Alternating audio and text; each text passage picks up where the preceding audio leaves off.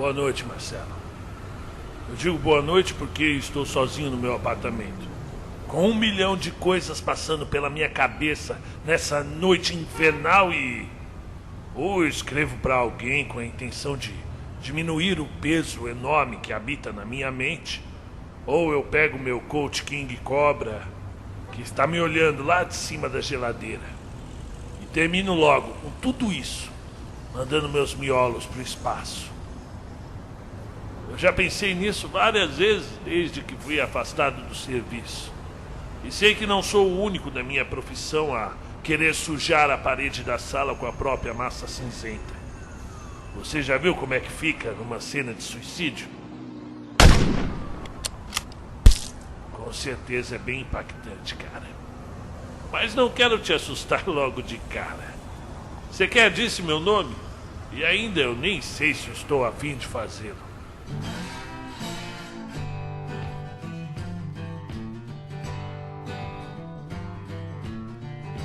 Por enquanto pode me chamar de Steve. É melhor assim.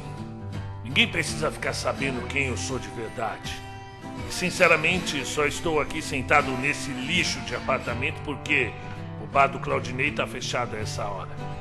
O que quer dizer que eu não posso descer até a Praça da República, pegar mais uma garrafa daquele uísque falsificado que ele me vende. A garrafa que ele me arrumou hoje eu sequei tem 2 horas, junto com o último cigarro. E agora eu tô aqui, um ferrado de 50 anos, vivendo em uma kitnet alugada, sentado de cueca em frente à máquina de escrever, implorando para que o sono venha antes da morte. A vida é assim mesmo. Você sacrifica noites e noites em plantões fudidos em necrotérios, bocas de lixo e delegacias cheias de mofo, enquanto seus filhos crescem achando que você é um filho da puta egoísta que só pensa no trabalho. No final vão embora e evitam falar de você enquanto jantam com suas esposas plastificadas.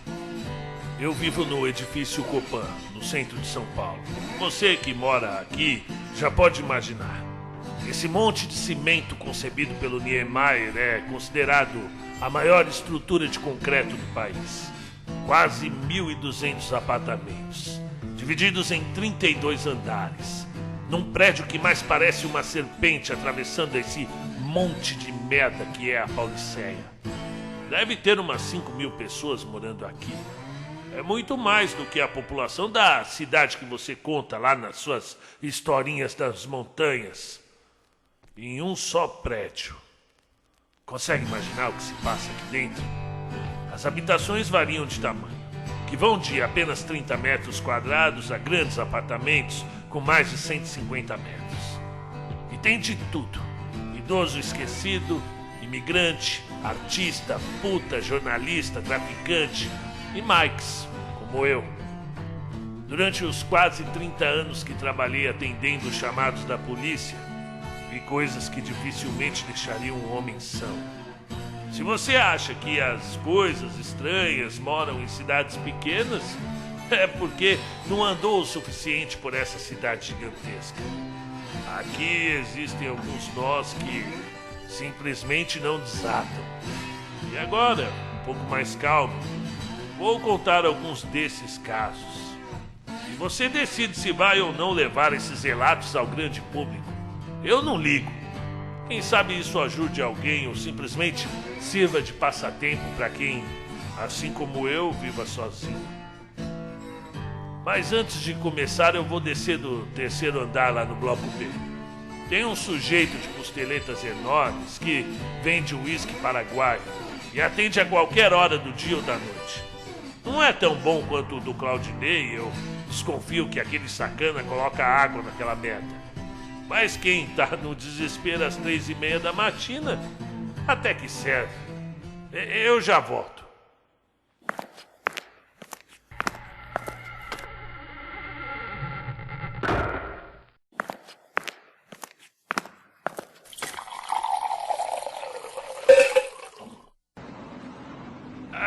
Muito bem. Por onde eu começo? Vamos ver. No meu destacamento atendíamos uma média de 10 a 12 ocorrências noturnas. Eu sempre tive problema em acordar cedo e a noite paulistana, apesar de ser aterradora às vezes, sempre mostrou pessoas mais verdadeiras. E eu gosto disso. Eu preciso falar que algumas atitudes minhas na condução do meu trabalho podem ser consideradas execráveis e de modo algum devem ser confundidas com ações generalizadas da corporação. A grande maioria dos meus colegas de trabalho não compartilham desses comportamentos que narrarei. E, portanto, eu não quero desrespeitar o bom nome dos agentes da lei. Para tornar as narrativas mais interessantes e poupar a identidade das pessoas envolvidas, eu vou usar nomes americanos, pois me lembram os motivos que me fizeram entrar para a corporação. Aqueles filmes antigos que eu assistia do Charles Bronson, quando eu era adolescente. Certa noite, isso quando eu entrei na polícia, o Mike e eu estávamos tirando um cochilo dentro da viatura estacionada na Major Diogo. Gostávamos de encostar ali porque fizemos amizades com umas meninas que na época faziam ponto na região. Ganhávamos uns trocados para fazer certa segurança para elas. Era tranquilo e no final da noite sempre nos encontrávamos para comer um bauru no Figueirinha, 2 quadras para baixo. Eu acho que foi nessa época que eu conheci a Tiffany. Recebemos um chamado de um porteiro desses hotéis vagabundos por conta de gritos estranhos vindos de um quarto no 3º andar. Fomos avisados pelo rádio e, como estávamos próximos, decidimos averiguar. Encontramos o sujeito branco como papel já nos esperando na calçada. Na época andávamos de baratinha, aquele Fusca cinza e branco. Talvez nós somos os últimos a usar aqueles Fuscas a álcool. Bom, resumindo, o senhor nos olhou com aquela cara de terror que a gente tanto conhecia. Disse que tinha entrado um casal às 9 da noite e que, por volta das 11h30, os gritos começaram. Disse que eram gritos de briga feia. Subimos eu e o Mike, que era mais experiente que eu. Eu acho que foi a primeira vez que eu vi uma daquelas portas. As portas sem maçaneta. Estávamos andando pelo corredor, indo em direção ao quarto 312, quando parei diante dessa coisa estranha e chamei a atenção do meu parceiro para aquela irregularidade. Ele apenas olhou, sua expressão mudou. Simplesmente mudou. E eu ainda perguntei: o que você acha disso? Ele não respondeu, apenas continuou a andar, nervosamente. Chegamos ao quarto, a porta estava trancada. Chamamos, nos identificamos e nada de abrirem. Tivemos que quebrar o trinco e entrar à força. O homem estava ali, sentado à cama, com as mãos sujas de sangue e completamente nu. E chorava feito uma criança. Seguimos o protocolo, algemamos o suspeito, colocamos ele sentado numa das cadeiras velhas do quarto e nos colocamos a procurar a garota que estava envolvida na briga. Mas por estranho que pareça, ela não estava no quarto. Eu lembro de ter olhado lá fora, já que é comum nesses casos que a vítima seja jogada pela janela fora. Mas na rua estava apenas a baratinha com a sirene acesa, piscando e rodando. O Mike olhou no banheiro. Eu tive de me agachar para ver debaixo da cama. Ninguém no quarto, só o peladão que não parava de chorar. Olhamos no corredor, nenhum sinal. Voltamos para o quarto e demos um chacoalhão no suspeito. Ele não conseguia dizer nada que tivesse sentido. Apenas chorava e repetia: ela já estava morta! Ela já estava morta! Levamos o sujeito até o carro, mas antes fizemos ele colocar uma calça para não sujar ainda mais a viatura. Voltamos para o 3º andar. Eu lembro que fizemos a varredura em todos os quartos, um por um, até chegar na porta sem maçaneta.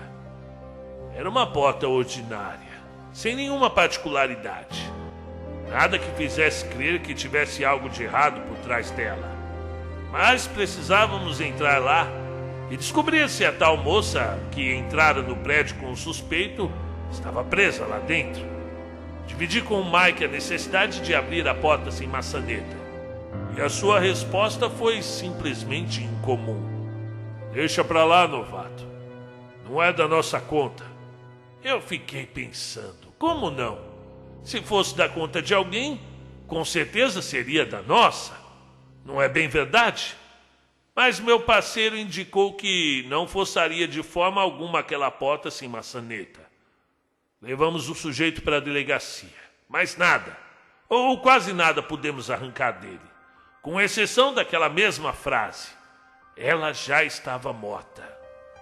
Como não tinha corpo algum, e ninguém reclamara o sumiço de alguma moça naquelas bandas, nós conhecíamos todas as garotas de programa da cidade, e nenhuma notara a falta de ninguém. Tivemos que soltar o meliante. Eu voltei a esse hotel nos meses que se seguiram, e a mulher nunca foi encontrada.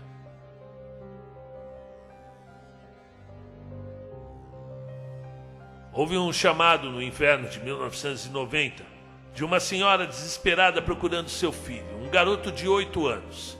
Disse que estava andando com ele na Avenida São João, quando o menino puxou o seu braço, querendo ver uma dessas revistinhas em quadrinhos numa banca de jornal. O garoto se voltou por apenas 1 segundo, correndo em volta da banca para ver a capa de tal revista. Foi o bastante para que o menino sumisse instantaneamente. Essas coisas acontecem, pensei quando estava chegando no meu turno às 7 da noite. Você vira por um instante e essas crianças somem como se fosse mágica. Na verdade, eu não gosto de crianças. Meu trabalho seria muito mais simples se não fossem elas. Não obstante, sempre tive a fama de ser um bom farejador para esse tipo de ocorrência. Motivo pelo qual me chamaram à sala do chefe, logo que eu entrei na delegacia. O garoto sumira ao meio-dia e até aquela hora não havia nenhuma pista. Deveriam ter me ligado, pô. Comentei com o delegado Harry. Eu viria mais cedo. Sabemos que nesses casos, cada hora passada se torna mais difícil de encontrá-lo. Nós ligamos, Steve, disse o meu chefe. Mas você não atende de jeito nenhum aquela porcaria de telefone? Lembrei-me que tinha passado o dia como quincou uma alcoólica por causa de 2 garrafas que eu tomei enquanto fazia uma investigação de espreita dentro do carro à paisana. Eu sempre deixava uma garrafa muqueada debaixo do banco do Opala. Nessas situações nós apelamos para os nossos cães farejadores, ou seja, alguns moradores de rua que ganhavam alguns trocados para serem nossos olhos e ouvidos onde ninguém, a não ser eles, poderia entrar, nem mesmo os policiais. Ninguém tinha visto o moleque, ninguém, a não ser o Johnny, um velho metido a profeta que às vezes gritava nas praças avisando o apocalipse. Esse garoto de blusa amarela estava com um homem, subindo a Avenida Ipiranga. E como era esse homem? Perguntei. Eu acho que eu já vi esse homem por aí, e talvez você também o conheça de vista. Ele é magro, muito magro, e vive vestido de preto, com um terno surrado e um grande chapéu. Tem um nariz enorme e fino. É tudo que eu vi. Já ajudou bastante, meu velho. Deixei alguns cruzeiros com ele e parti em busca do suspeito. Realmente tive a impressão de já ter visto alguém com aquelas características específicas. Mas não me lembrava exatamente por onde. Tem alguns assuntos que não comentamos lá na DP. Na época desse desaparecimento eu já estava aprendendo a não fazer muitas perguntas para os meus colegas. Tem coisas que é melhor não mexer muito. Como depois descobri em relação à porta sem maçaneta. Eu quero dizer as portas sem maçaneta, porque encontrei outras no decorrer dos anos. O Mike nunca me falou nada sobre elas. Só não deixava eu me aproximar. E quando troquei de parceiro na ocasião em que ele se aposentou, o Harry me instruiu melhor sobre elas. Isso aí é um erro de continuidade. Não deveria estar aí. E o que a gente vai fazer? Nada. Como assim nada? Apenas isso.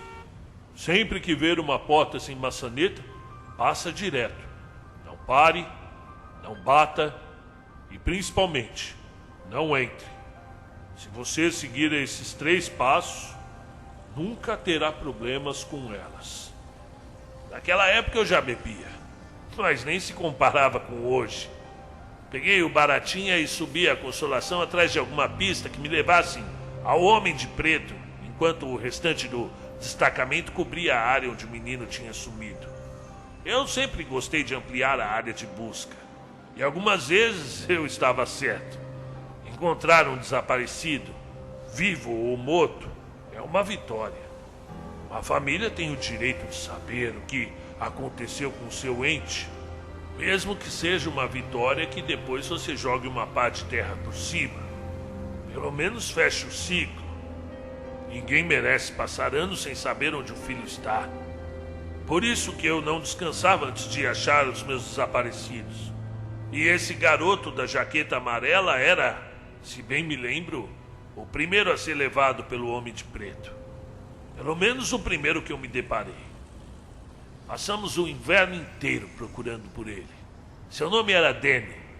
Lembro que até passou no jornal a sua história. O seu rosto estava em cartazes por todo o centro. Certo dia ele simplesmente apareceu, na linha de trem, vagando perdido. Aparentemente estava bem. Não estava sujo e suas roupas permaneciam como quando sumiu, sem nenhuma peça trocada. Eu achei estranho. Levaram o garoto para o IML fazer o corpo de delito e algo chamou muito a atenção dos médicos. Havia em sua barriga uma incisão cirúrgica, como se fosse um corte para retirar o apêndice. Correram com o menino fazer exames. Seus órgãos estavam intactos, sem nenhuma violação. Analisaram o seu sangue em busca de algum vírus, HIV, hepatite, essas coisas. Nada, nenhuma substância estranha. Tudo em ordem. Mas o menino não falava. Isso também é comum entre vítimas de sequestro. Eles geralmente travam e passam dias e até semanas sem falar absolutamente nada. Entretanto, o tempo foi passando e os meses e nada do garoto dizer onde estava.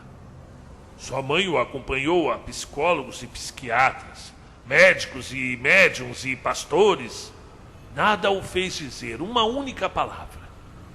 Eu não costumo acompanhar casos resolvidos, mas esse eu lembro de ter feito uma pesquisa. Após um ano de terem encontrado o garoto na linha de trem, ele acordou muito assustado e parecia não reconhecer a sua casa ou nenhum familiar. Falava sem parar. Foi a custo que conseguiram acalmá-lo. Não respondia quando lhe chamavam pelo nome e apenas dizia ter sido trocado. Como um garoto foi trocado? Avisou aos pais que seu nome não era Danny e tinha morrido havia muito tempo num acidente de carro em 1967. O garoto não se lembrava de sua vida como Danny e tampouco do tempo em que ficara sumido. Ele nunca mais voltou ao normal. Passou alguns bons anos e isso eu já era experiente. Por volta de 2006, atendi a uma ocorrência de um homem que se jogara na linha de trem. Eu odeio a sujeira que eles fazem. Estrago o meu dia e tiro o meu apetite. Quando, depois de isolar a área, eu fui até a parte inferior do defunto para localizar sua carteira, consegui tirar sua identidade, toda ensopada, de vísceras derramadas. Era o Danny. Já um homem, àquela altura, é claro. Só então me dei conta que aquele era o mesmo lugar onde o encontraram 16 anos antes. Eu vou parar por aqui porque o dia está amanhecendo e a garrafa de uísque já está no último gole. Eu prometo continuar a escrever para vocês se o público assim desejar. Se não desejar, também que se dane. Tenha uma boa noite. E se encontrarem uma porta sem maçaneta, passem direto.